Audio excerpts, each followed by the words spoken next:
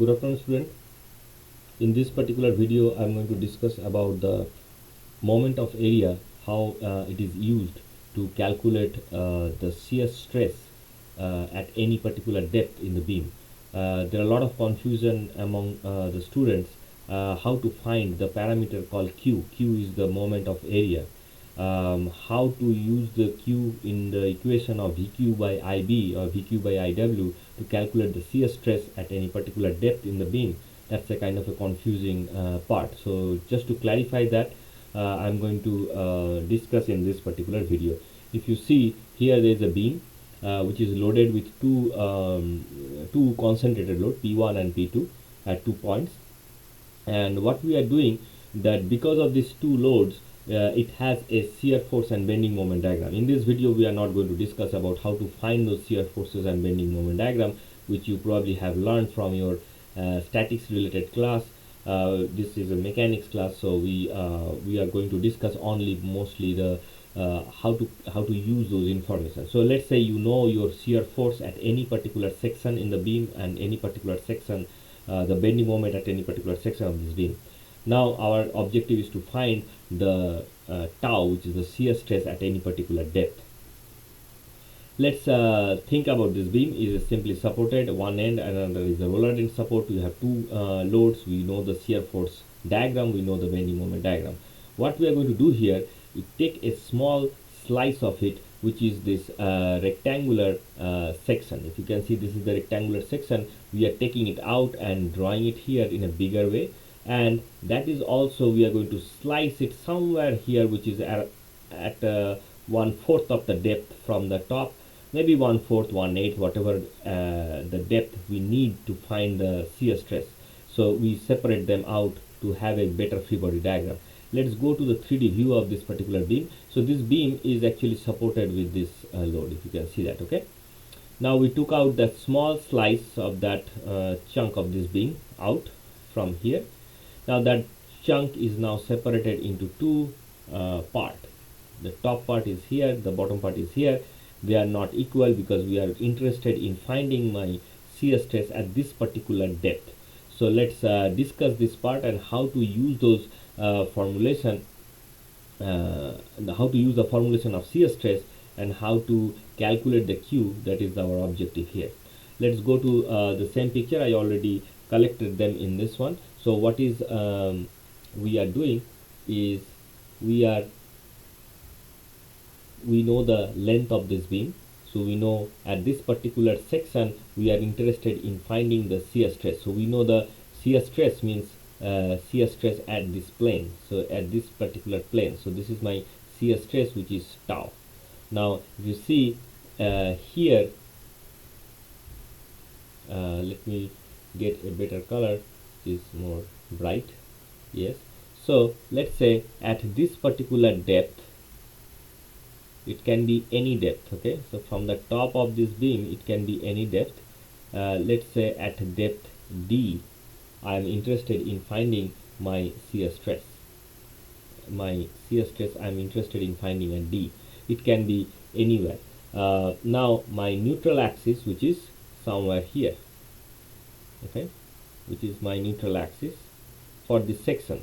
For this beam, neutral axis is along the center line of this beam here, and this is a rectangular section. And if the section is not rectangular, then it is an I-beam, and I-beam will have its center of gravity, and the neutral axis is passing through that center of gravity. So basically here we are seeing this line, which is here in this picture, but we are trying to see the perpendicular direction to that beam, which is neutral axis here. So we are interested in finding our shear stress at this particular plane at depth at a depth D from the top. Okay, so this is our objective.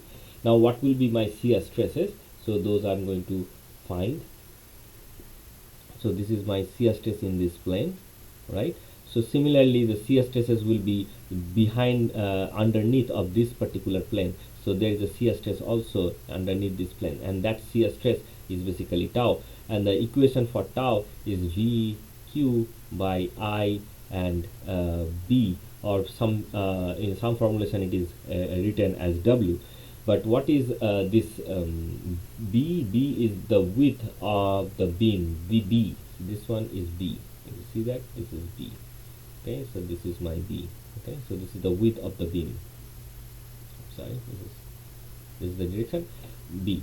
Moment of inertia of this section, if I know the B already here, this is my B, and the total height of the beam is H. Total height of the beam is H. Then let me draw it a better color. So this is my height. Then moment of inertia, which is I, is B H cube by 12. In my previous video you probably have seen how to use this formulation, how to calculate this formulation, and also if your CG, or the center of gravity, is not passing through the neutral axis, so not your that's not wrong, that is wrong statement. Center of gravity or center of area will be the line of neutral axis. If your central plane or central line is not passing through your center of gravity, then you have to transfer your moment of inertia to the neutral axis, which is passing to the center of gravity or center of area. And you have seen it before, and there is a moment of inertia BH cubed by 12. We already know this particular part, and B is also known, and we are interested in finding the shear stress at this depth here, right? So this is the depth we are interested in. So we need to have a shear force at this particular point, shear force V, and that is the shear force we can find from the shear force diagram. So here in this particular case, the shear force diagram may look like this. Okay, depending on the load, of course. So this is the shear force diagram, possibly will be depending on the value of the load, but we can get the shear force value from a particular section. So that particular section shear force will come here. So we know I, we know B, we know V, but only thing that we are left with is the calculation of Q, and that is what I'm going to demonstrate in this class. So let's find the Q. What is my moment of area? Moment of area Q is basically the area, moment of the area of this particular section. This particular section.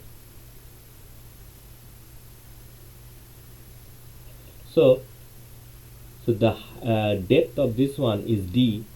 So this is H by 2. So I can figure it out. This one is H by 2 minus D is this part. Okay, right? So I can think of a center point of this small cross-sectional area where I am interested in finding my shear stress at a depth D.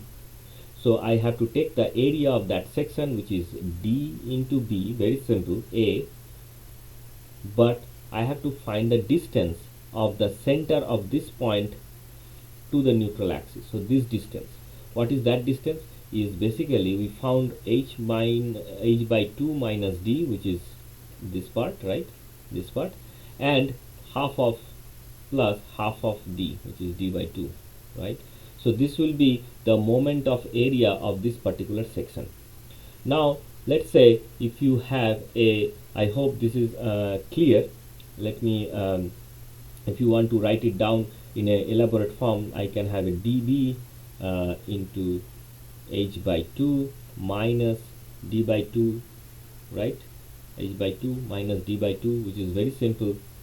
H by 2 is the total height, and D by 2 from the top, and this will be the distance H by 2 minus D by 2, same way we found it. So basically you need to take the length of the distance of the centroid of the area that you are interested in from the neutral axis. So we are trying to find the shear stress at a plane from the top surface of the beam. Same thing goes exactly in the same way if we are interested in finding the shear stress at this depth.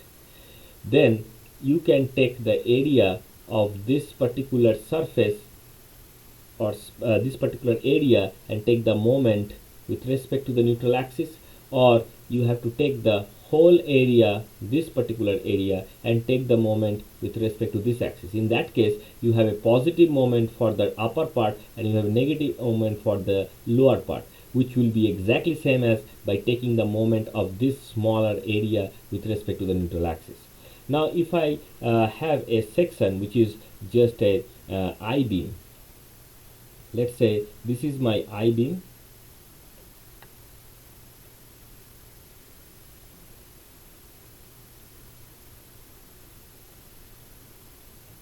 and in my last video we talked about this is the thickness of the flange, this is the width of the flange, this is the thickness of the web, right, and this is the height of the web.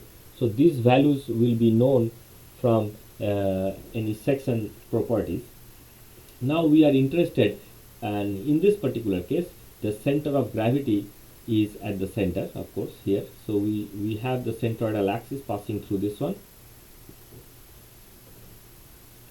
Now let's say we are interested in finding our shear stress at this particular depth, which is at a distance d from the top. Then our interested area which will contribute to the Q is only this green part here, the top part of the flange, and only this part of the wave.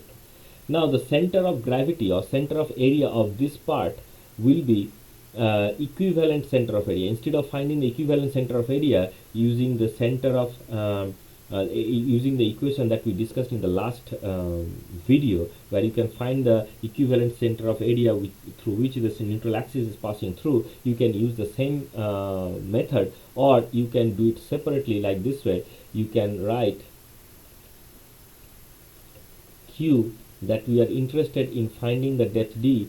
So we are looking for this particular area. Let's take the this particular area, the green part first, the top green part. So I have the area which is T,